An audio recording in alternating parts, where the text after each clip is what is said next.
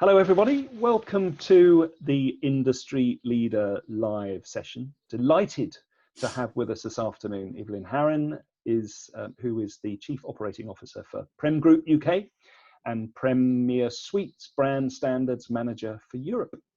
Evelyn graduated in 1990, achieving a higher diploma in Hotel Catering Management from Dublin Institute of Technology and a BSc Business Management from Trinity College in Dublin.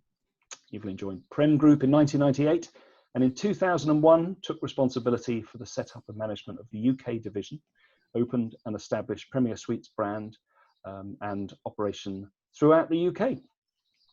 Most importantly, from my perspective, Evelyn's greatest achievement was joining the ISAAP board in 2016. Evelyn, thank you very much for joining us. Very welcome, James. Happy to join. Thank you. No, thank you very much. So let's start by just asking a little bit about you, Evelyn, and your role within PREM and certainly your experiences within the hospitality industry and how that's developed to this point. Yes, going back a long way, unfortunately now, James. Just to give you a little bit of an insight into PREM Group. PREM Group is an international hospitality company with multiple businesses across Europe. So I head up the UK division as COO.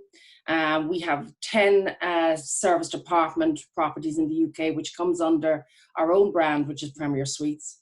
And we have one hotel in Sheffield, which is our Leopold Hotel.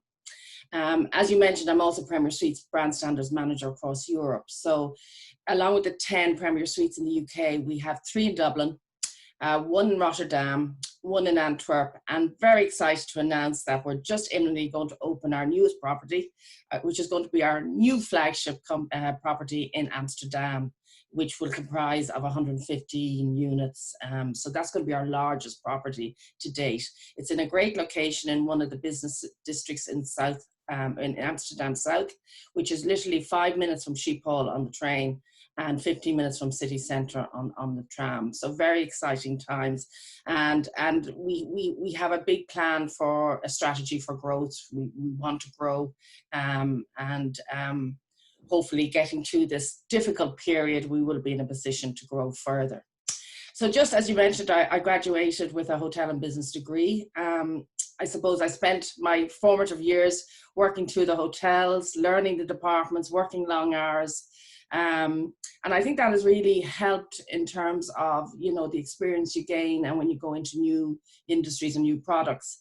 I joined PREM Group in '98 to manage one of their hotels in Dublin. At that stage, we had already operating our first extended stay product in Dublin, which is now our Premier Suites Plus in Leeson Street. We were the first company to open an extended stay property in Dublin and Ireland. And I think that shows we've a long experience with the extended stay in the service department industry. In 2001, Jim Murphy, our CEO, asked me to go to the UK and establish the UK division. And we opened our first properties in Liverpool and Manchester. And as I said, we now have 10 properties, 10 service department properties in the UK.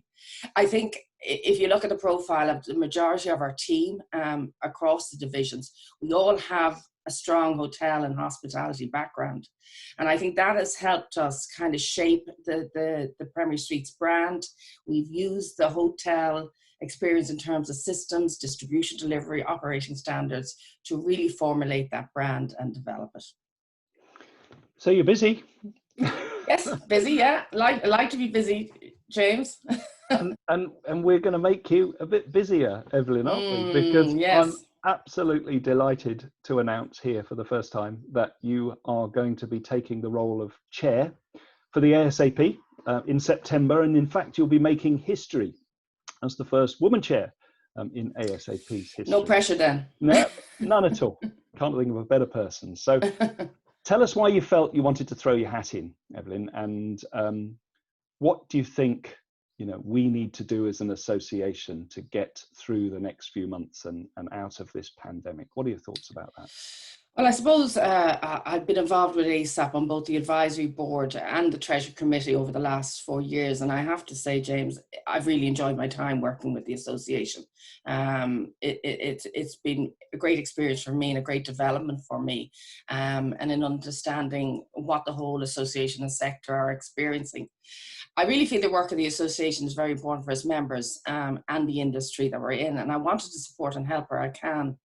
I suppose I also feel, James, that continuity is very important, especially as the association goes through the greatest challenge that many of us have ever experienced and hope we won't experience again. And I suppose I just wanted to support you and the team and the association, and allow the experience I've developed over the last 4 years working with the association to help at this difficult time. The key for me is getting the corporate buyers to recognise the importance of ISAAP and the accreditation programme, and now the Stay with Confidence Charter. I think that's key, and I hope to help with that. I also want to help the ISAAP team, you and your team, James, with your future strategic plans, in growing the membership and growing the association.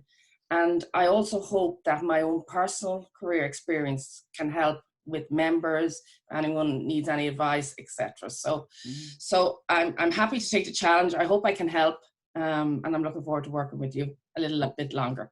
Well, we're all delighted. We really are. And thank you very much, Evelyn, for that. But I mean, you know, you and Prem have been an active supporter, as you've said, certainly for ISAAP over the years. And we're really, truly grateful for everything that you've done to help support that, especially around accreditation, because we knew when we started things back in, when we introduced accreditation back in 2013, that it was going to form the backbone for what we were really doing as an association to differentiate those that we didn't represent from those that we do.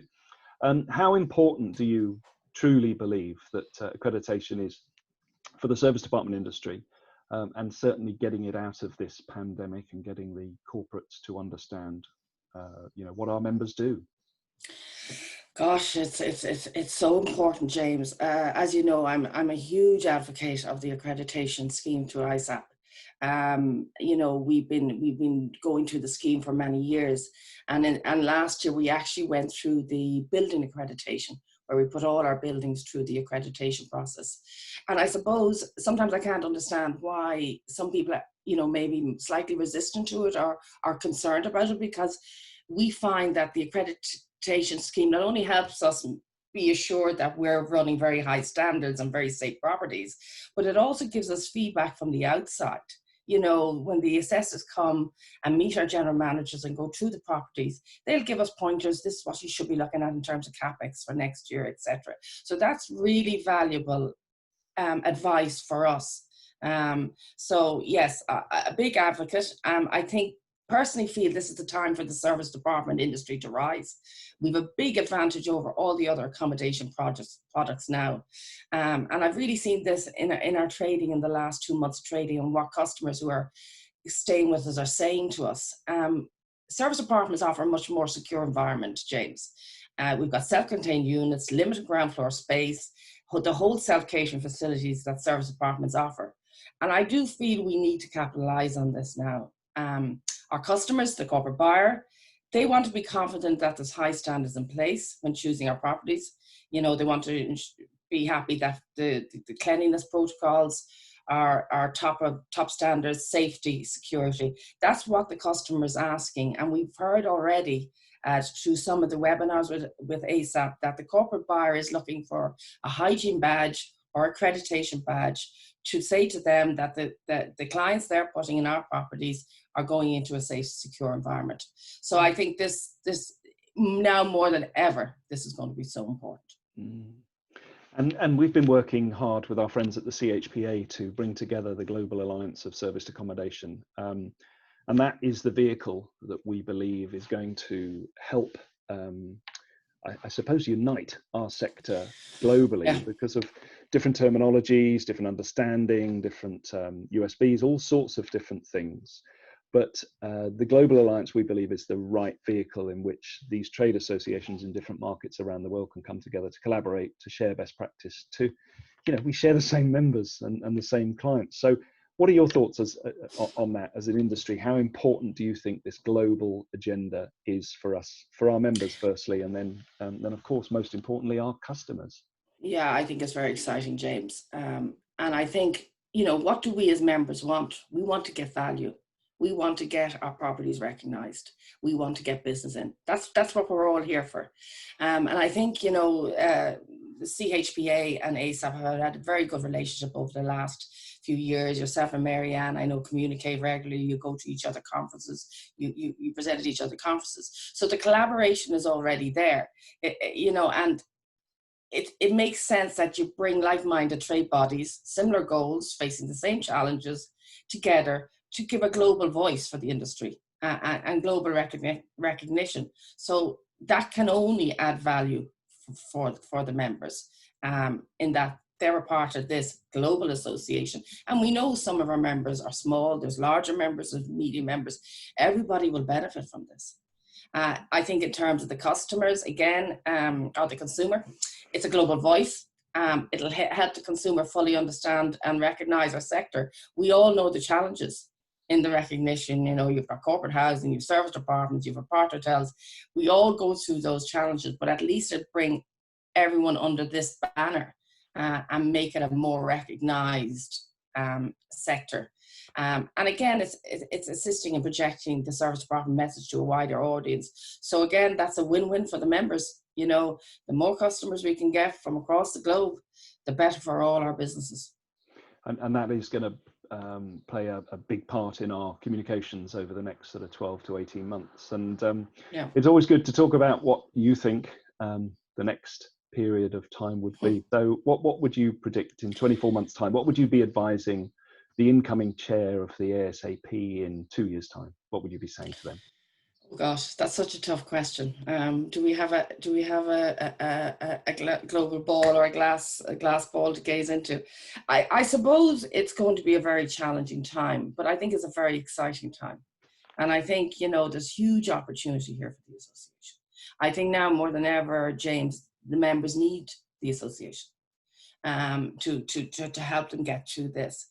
I suppose in working with the advisory board for the last 4 years, I've worked under 2 chairs, and I have spoken in depth with the current chair, Doug Greenwood, who's been an excellent chair, about the position. And I think really what I feel and what I'd be saying is the chair is there to support you, James, and your team, who are doing an absolutely fantastic job in managing and running the association.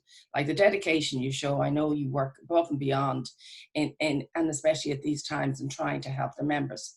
So I suppose my message would be there to support, assist when required from ASAP team and from the membership, and hopefully help the association grow and develop even further.